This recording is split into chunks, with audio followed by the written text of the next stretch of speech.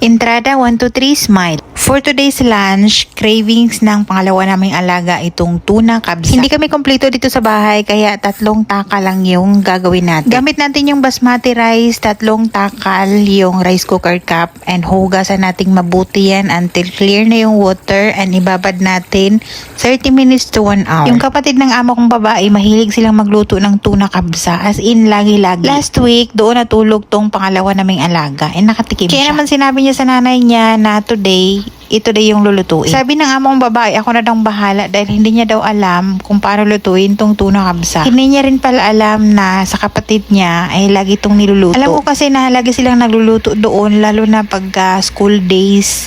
Teacher kasi yung kapatid niya plus yung mga estudyante. Parang pang madali ang luto, ganun. Gumamit tayo dyan ng butter, tapos yung oil doon sa tuna in can, yun yung ginamit natin.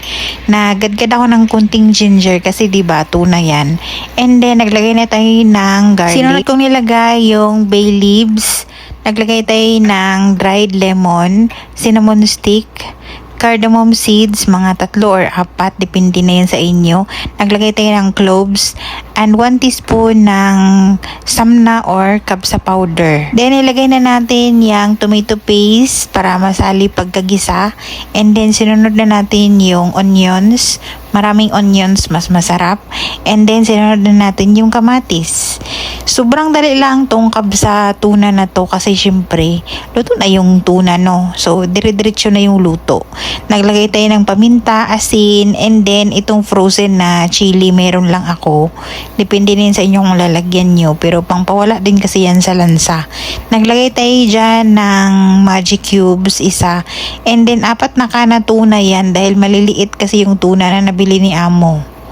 So, hindi natin yan dudurugin para meron pa rin mga chunk ng tuna, yung laman ng ating kabsa. Sinunod natin ilagay yung hot water para madaling makulo. 3 cup yung nilagay ko, coffee mug naman yung gamit natin dyan sa water. Yung rice kanina, yung gamit natin ay rice cooker cup. Pinakulo ko lang muna ng maigi yung tubig, and then syempre titikman natin kung okay na yung lasa.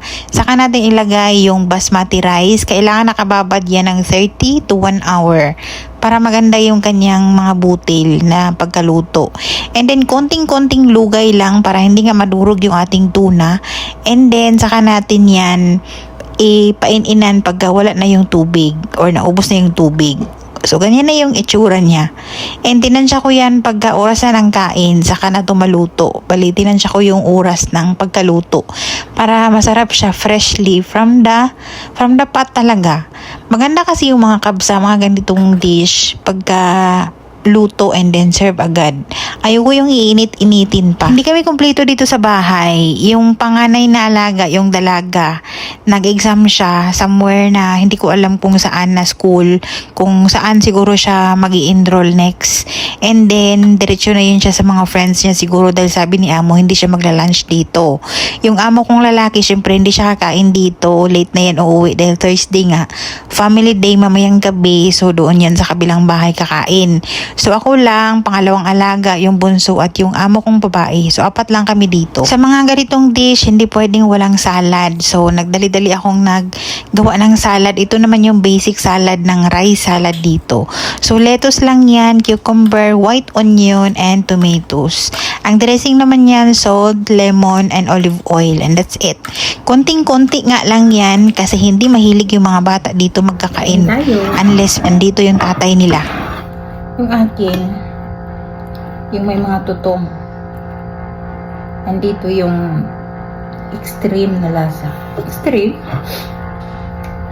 Ito yung laman ng black lemon. Kinakain to ng dalaga naming alaga. Kinuhaan konti ni amo.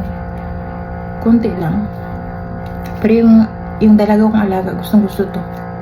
Maasim siya na mabango.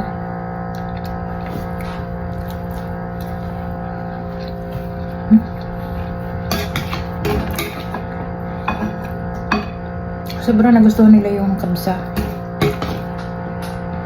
Yung amo kong babae, first time niya lang kumain ng ganito. Sabi ko, hindi mo ba alam na yung kapatid mo laging nagluluto ng ganito?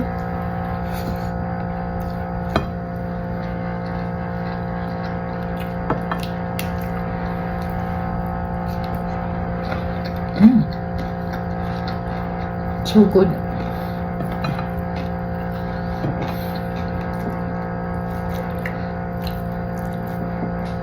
Wala tayong laban.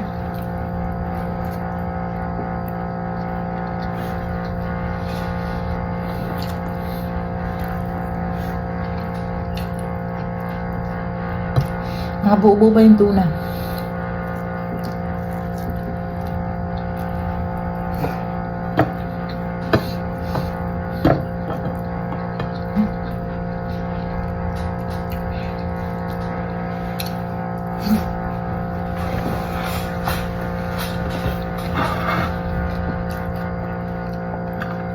Sa kabila talaga masarap pag may salad na ganito.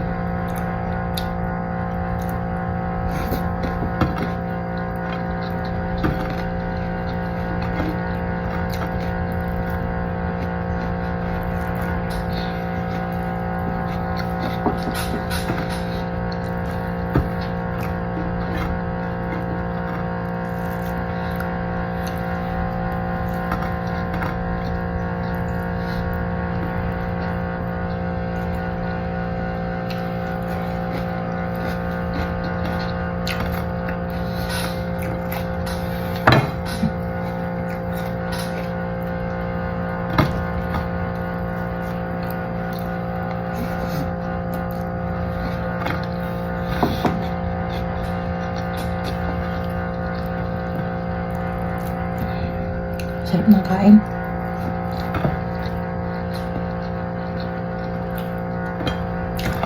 Ang sarap niya.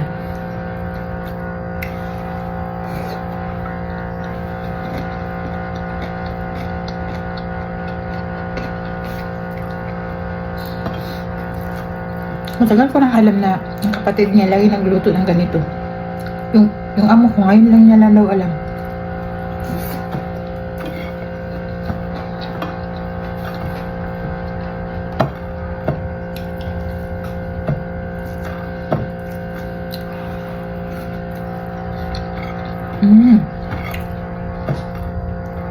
Yummy.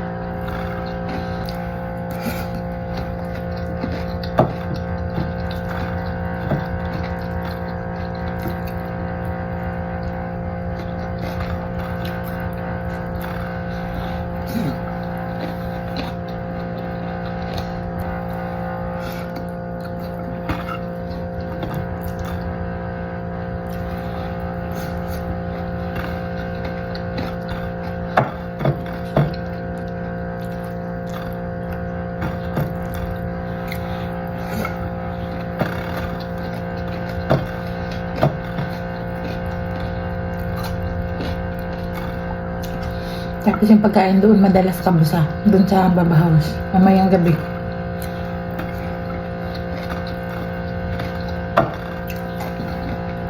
Cravings doon ang pangalawa na may alaga. Kaya napagawa ngayon.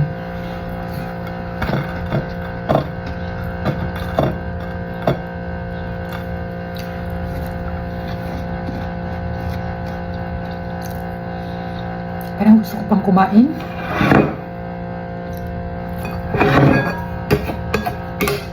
Maawa ka sa tiyan mo.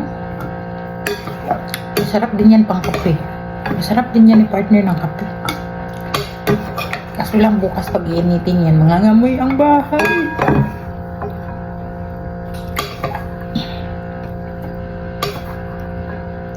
Ito na lang ubusin natin.